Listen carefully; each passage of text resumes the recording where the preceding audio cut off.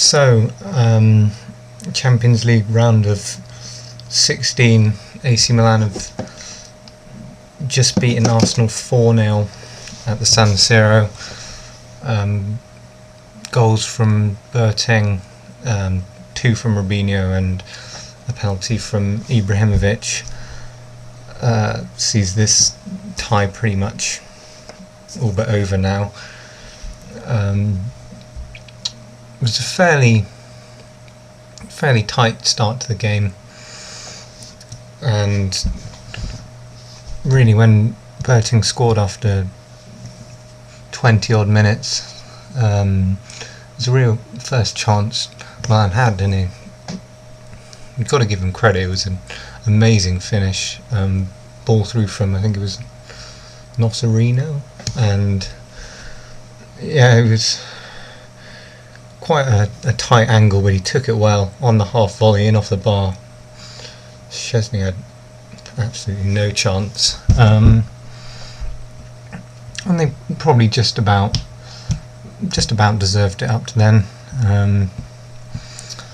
What really amazed me for the majority of, well, if not all of the first half, is how static Arsenal were when they had possession. It was really poor. There didn't seem to be any sort of movement, any sort of desire. Milan were fairly happy for them to have the ball in the middle of the pitch. Just no injection of pace. Van Persie didn't really get into the game at all. Then just before half time, Milan scored again. Ibrahimovic was probably just offside. I can't remember who played the ball through, but Arsenal still really should have dealt with it better. It was a tough call. He got the benefit of the doubt and did well to take it to the byline and pull back. Good header from Robinho, 2-0 half time, and Arsenal really didn't have anything about them at all in that first half. I think most people were expecting reaction from Arsenal, but it never really came. It almost took, and after the third goal is when they maybe started. The third goal came very early on in the second half. Vermaelen slipped, Robinho did well to fire in the corner from the edge of the box, but it wasn't really till they got 3 goals behind that Arsenal actually looked to have something about them. So that was pretty disappointing. Oxlade-Chamberlain came on after shortly after that, or around the hour mark it must have been. No, yeah, Henry came on at half time as well, but he never really got into the game. It had one good link up with Van Persie where he flicked it over, and it was a really sweetly struck volley from Van Persie, but an excellent save by the Milan keeper.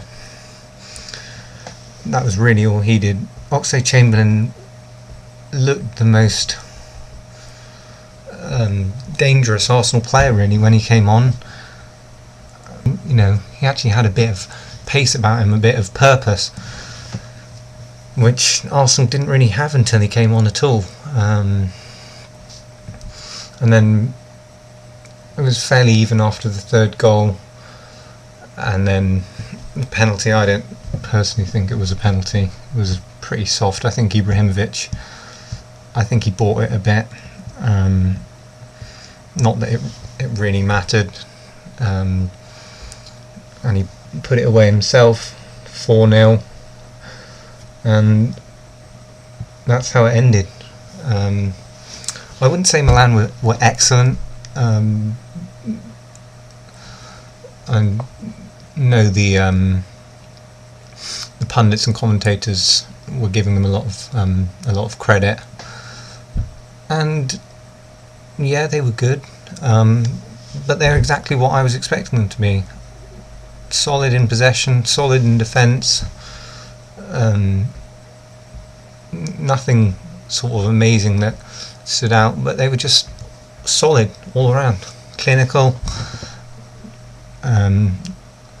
Personally, I think Ibrahimovic has struggled in the past, certainly against English teams in the Champions League.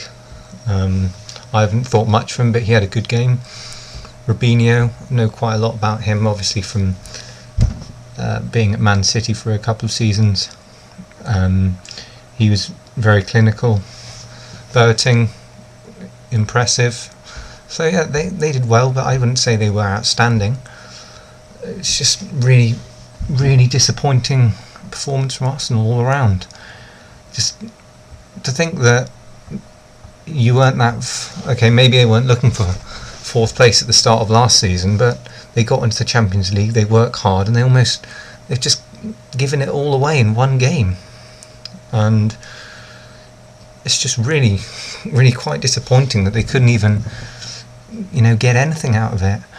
Even if it'd been finished 2-0 or 3-1, then you said, okay, maybe, it wasn't what we were looking for, but when we go back to the Emirates, we'll give you a game. We'll have a packed out stadium, fans will be behind us, and we might still have a chance. But in a 2-legged game, just to keel over like that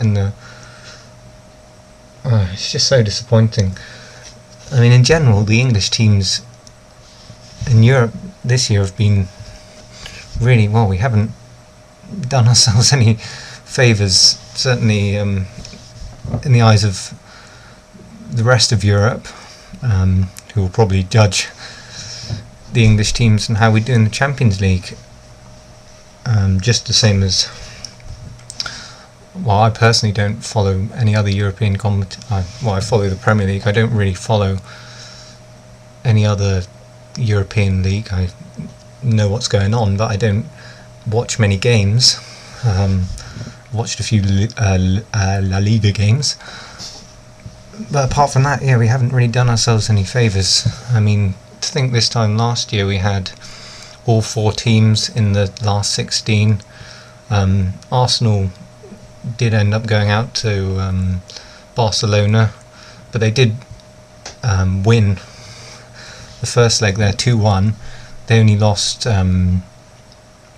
must have been 4-3 on aggregate last season against Barcelona. So they gave it a good go then, and we had the other 3 teams, Chelsea, Manchester United and Tottenham, in the quarterfinals. So that's 3 out of the 8 teams in the quarterfinal were English last year, and now we're going to have, this Arsenal AC Milan tie is as good as over. So it's going to be it's going to be Chelsea at the most, and I've been very impressed by Napoli from what I've seen of them in the Champions League. I think the way Chelsea have been playing recently, they could really struggle, so we might have no one. And as for the Europa League, I can't really see Manchester United taking the competition all that seriously. Man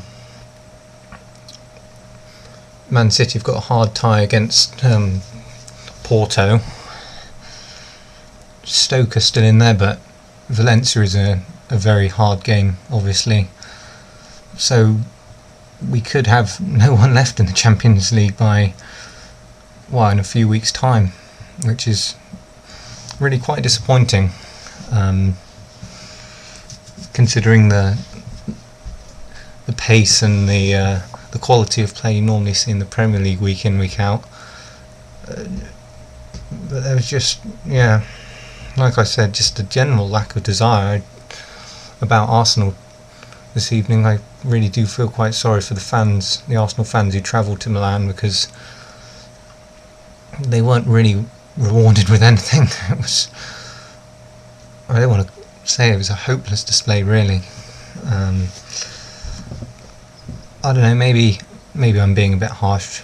Maybe AC Milan did just completely outplay Arsenal. I wasn't expecting anything. I thought,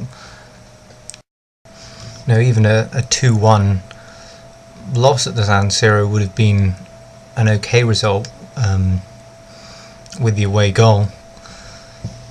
But yeah, like I said, it's just incredibly disappointing that the tie's over after the first leg, pretty much.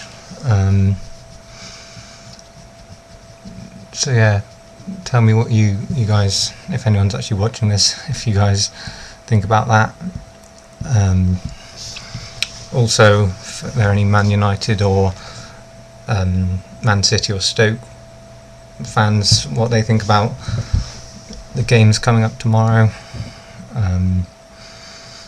and just general the situation of English teams just really in my opinion, underachieving in the Champions League this season, certainly compared to the last few seasons, or just any of the other anything football related. I don't know if anyone saw the Zenit St. Petersburg game against Benfica. It's actually a really quite entertaining game. Quality of football wasn't the best. Probably forgive the players, considering it was, I think, -10 in Russia. But yeah, that was quite an entertaining game. It was quite horrific goalkeeping, in particular from the Zenit keeper. He won't want to see that one again, I don't think. Let in 2 very poor goals. But Zenit won the game 3-2. A couple of really good goals from Zenit. Poor defending as well from Benfica for the third goal, the winning goal for Zenit, it turned out to be in the game, obviously not the tie. And obviously yesterday evening there was Leverkusen against Barcelona, which Barcelona pretty much just dominated that game as expected. Leverkusen, I think I heard somewhere that was something like 78% of the possession to Barcelona. Maybe that was just in the first half, but it was certainly 60 to 70 something percent overall. They just completely dominated that game. And I didn't see the Lyon Apoel game. Finished 1-0, as you probably know. I think it's just a miracle that any team from Cyprus even got into the Champions League, let alone top the group. So tremendous credit for them for doing that. And they've still got a chance, as Apoel Nicosia, being only 1-0 down to Lyon, got a home tie to come. But yeah, it's a massive achievement just for them to get this far. It's really strange to think that there's virtually the same number of teams left in the Champions League in Cyprus as there are in England. How can a Cypriot team qualify for the knockout stages? And yet Man United, last year's finalist, reigning champions of the Premier League, Barclays Premier League, they don't even get through, and Apoel do, and Man City as well. So anyway, yeah, this video has been fairly long already, so that is it for now.